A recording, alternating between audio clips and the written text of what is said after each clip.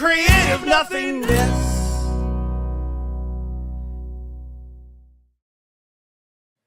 My name is Christopher Albright, and this is Panel by Panel, a show in which we review your favorite comic books. Today with me we have a special anthology edition where we're going to be reading a comic by Mr. Daniel Kalban. How are you doing today, Mr. Daniel? I'm good. Good. That's great. This specific comic we're going to be reading is from the Summit universe. Is that right? Yep. And a sneak peek. Yeah, exactly. And as I've said before, Summit Universe is something I got to watch kind of on the ground floor. I was not a fan of. I said a lot of mean things to you guys. I'm sorry. You guys proved me wrong. The comic itself, this is called Vesper. What inspired you to write this? Well, I needed to do something that was out of my usual wheelhouse, first of all, because I've done like a Superman with Liberty from American Dreams. I just like kind of a Venom-esque character from Night Wrath.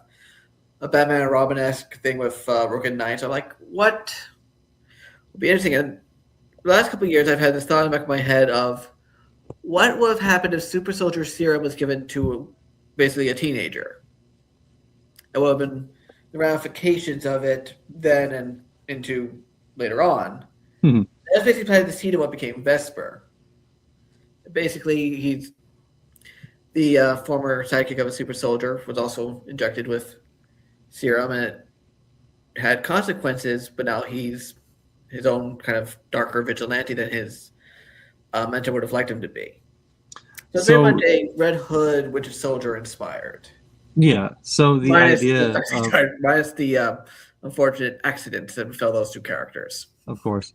The idea of having, a kid and then forcing the responsibility of being a superhero like that on top of him, that is it's not a super unique concept in that we kind of see it sometimes, but the idea of seeing the immaturity of them as well, and he doesn't grow past that, right? He kind of stays immature in his mindset. It's not necessarily that, it's that the serum plus puberty equals emotional and psychological instability. Okay, perfect answer. Yeah. Are we going to see that in this preview that we're about to read? Let's just say he's a little more than a little impulsive by the end, but for kind of valid reasons. But you'll see. Let's go ahead. We're going to go ahead and start this then. We have here immediately the first panel I see is a man dying. Go ahead and tell me what was your process when you wrote this first page? What were you aiming to do here? So I needed a way to kind of like our kind of James Bond-esque cold open, because it's supposed to be like kind of the prelude to how it's prelude to what will be the solo series will be. So I needed a cold open, and I figured what's one of the biggest things in the world is the Russia-Ukraine war, and one of the things about that war is Russia's kidnapped allegedly several Ukrainian kids. Mm-hmm. So there's our start point, is what it could be some of these things the Russians are doing with these kids. So in a superhero world, they could be doing experiments. Especially with the FSB is involved. The FSB, for those who don't know, is the Russian military intelligence. Okay. And that's who these people are? They are they're that or they're just Russian soldiers parked in front of an FSB facility. Okay. Yeah. So that was the plan. Go ahead. Vesper may be a bit of a secret agent, but he's not exactly the most stealthy of secret agents, as you can see with her opening. Pew. So this is very just immediate bam, bam, bam. He's taking a car. He's clearly getting into the building. Any kind of secret details for the first page? Any thoughts that you had there? Or is it just strictly let's go into Well, it talks about action? how they have this guy called Dr. Zombie who's probably experimenting on the kids. Now, I had to think to myself, what? Can I call him something else? It's actually Russian. I have a coworker who speaks Russian, and she and I were trying to figure out the best word to use. In the end, we're like, she's like, just go with zombie. It's like, a good name. It's like there's no other real great word that we could think of. Like I rapid fired a couple concepts by her. Like, why am I just like zombie probably will work. It's a lone word, but it works. All right. Let's move in then. We get to see Vesper for the first time. This is that page was not 2. the original look as described in the script. So what do you mean there? Go ahead and explain So that. I described him. I actually will bring up the script myself so I can tell you exactly how I described him. Let's see. I actually have my Google Docs on here because I was working on some stuff for American Dreams. Coincidentally, I had some documents. Hold on. Well, as you do that, this scene though, we see him breaking in there. He's already just attacking people. He's not the quietest, in my opinion, but I guess no one really knows he's here yet. But we also see the injection of more of the serum for Mr. Doctor. Yeah, Dr. Zombie. So Vesper is described in the original panel as thus: a muscular young man of about 25 with close-cropped dark hair, a black domino mask with red lenses, black body armor under his jacket, fatigue pants, utility belt with a gun in its holster, and combat boots. That's how. But we have a great team of art directors at Summit, and one of them drew a concept based off my description. And I was like, yes, that's perfect. And then someone higher up went, no, Daniel. I'm like, what do you mean no? And they said, because it looks too much like Rook from Rook and Knight. I'm not familiar, actually, but that's another hero book I wrote. It's more of my Libertyverse stuff. Mm-hmm. I thought it would be different enough, but no. So a little too close to something I already have done. So another art director said, look, I'll take another stab at it. And it did like a single pass. And I was like, perfect. Because I just thought, what? She said, what do you have in mind? It's kind of like Red Hood, kind of like Winter Soldier. And kind of they took my stuff from that initial description and those two archetypes, basically kit bashed, for lack of a better term, into Vesper's current look. And you're a fan of the look, or? Oh, I love it. Okay, good. I was gonna say. So this page, I think it's pretty clear what you're trying to do. You're trying to show the villain's motives. You're trying to show that he's coming in. Is there anything else I might be missing on this page? Another gruesome takedown by Vesper in panel 3. Yes, I see that. So we know he's a violent man. He has no problems with violence. Yeah. Let's see what happens on our next page then. I'm confused. Tell me more. What's happening here? So Vesper sees this kid being injected by Dr. Zombie, it flashes back to his own childhood when he was injected, essentially to save his life after a incident I won't get into here, that he ended up fighting alongside Major Victorious, who was his uncle, America's top tier super soldier, as a sidekick, but they didn't account for when they injected him with the serum for certain potential problems down the line. Mm-hmm. Those being primarily, as you can see in panel 2, a lot of rage. And so he has that rage. He just keeps it.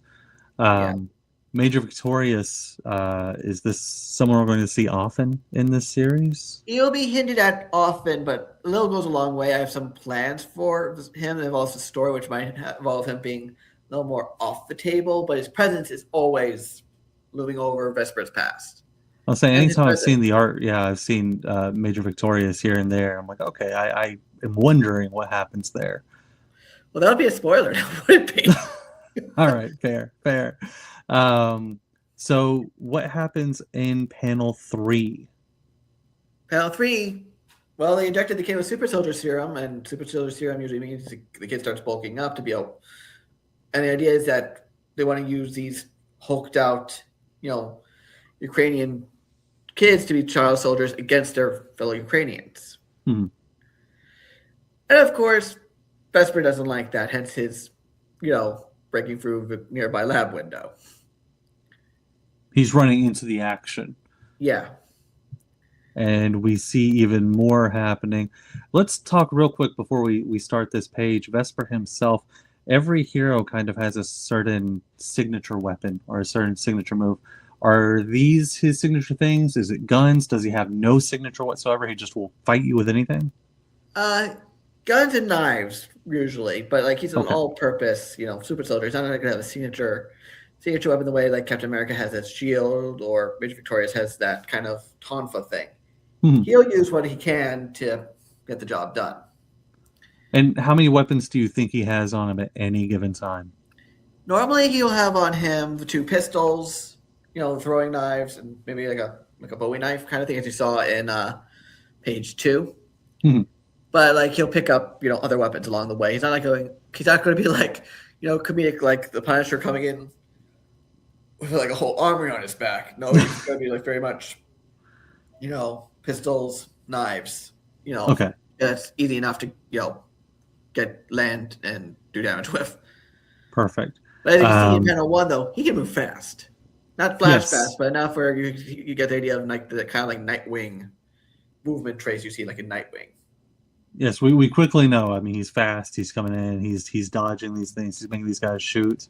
Yeah. One of the hard parts of a masked hero is also the expression.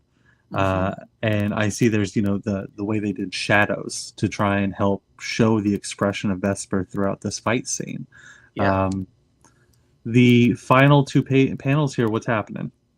So Dr. Zombie is doing the ultimate, kind of showdown. It's like either you put down the gun or I'm going to kill the kid. So hold on. So he's injected this kid. How much is super soldier serum? Is it just easy to get, or is it super expensive?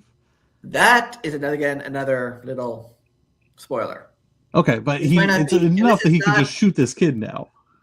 Yeah, but he has he's really going to sacrifice the kid in order to screw over Vesper. Okay. But mad scientists, they don't think always the most rationally. They just think of what can I do that fuels my mania. Sure. But let's just say it's going to be revealed in the solo series that it might not be the same serum that Vesper was infected with. Okay. So there's I see that. Someone's starting to make knockoffs somehow, and you'll find out in the first arc of the solo series how they're making those knockoffs.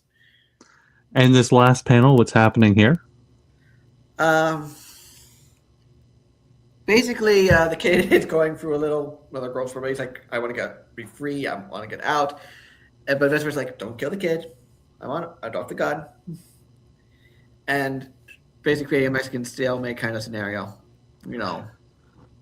So it's an interesting idea of having a hero who is full of rage, but he still clearly cares about some things, such as saving this child from being shot. There's emotional turmoil that you're going to have to work with and certain complexities. There's another page after this, correct? Yes. Let me see what happens. Then what's going on? Let's just say Vesper may have dropped the gun. But Dr. Zombie's like, yeah, maybe I could do something with, the rest. If he dies, I have other dead, people we experimented on. Let's see what I can do Frankenstein style. At this point, Vesper's had enough. He's had enough of this guy, so remember I say he's may have dropped the gun, but he didn't drop the knife? And so he gets him with the knife at the end. Yeah. And as he says, he's had enough of monsters playing God with kids. And bam. But he turns to the next page, the last page. Let's see. Rescues the kid, takes him away to get some help. But there's a reason why Dr. Zombie's called Dr. Zombie. Oh my gosh, that's great. That's actually really great. I love that part of it. He'll be back to cause chaos. The question about the kid, though, did he get smaller, or is this the same size as before? I wasn't entirely certain. I think it might have been a slightly miscommunication with the artist, but he's bigger than he was when he first injected. But it depends, I guess, on the angle. Okay. I was curious because he's picking him up, kind of with ease. Yeah, he's a kid. He's not like Captain America size, but he's a kid. He's stronger. In my head, if I see Super Soldier Serum, I think, okay, he's Captain America now. He's huge. He's gonna. That's in my head. Yeah. So in my brain, like the teenagers aren't going to be big to start. They're going to eventually get to that point, because they're supercharged. But it's not going to be like Bane or Abuse from DC Comics. Or like say Amadeus Cho Hulk kind of scenario. They still have to grow. But it's like, still the idea is super serum, teenager, not the best idea. Of course. Yeah. Of course. So that is our. Oh, go ahead. They might be great physically over the next few years, but mentally and emotionally, they're going to be in a real roller coaster. That's a really interesting concept for a story. I do like that a lot. So that is the Vesper short. When it comes to Summit, is there anything that you want people to think about, to know about Summit itself? Summit is a great brand new universe of characters and creators, independent superheroes, and we're already starting with a connected universe. There's little things that I've created that's been teased in other stories in the anthology, like the concept of Vigil, which is kind of like our shield. Benjamin Morris took that concept and did great work with it for his short, which you'll see also in the Summit Pinnacle anthology. And that will also come to bear also in the Vesper solo series, also well the Vesper shorts that I'm developing as well. Okay, fantastic. And Mr. Kalban, where can people find you on the internet? You can find me on Facebook at Daniel Kalban, Twitter, or it's called now as at Daniel Kalban, and D Kalban at most social media handles. Yes, sir. Yes, sir. Thank you so much for showing up, and you have yourself a wonderful day. You too. Bye. Bait for the bait drill. Trash for the trash throw. Welcome to my emotional thunderdome. I am creative nothingness.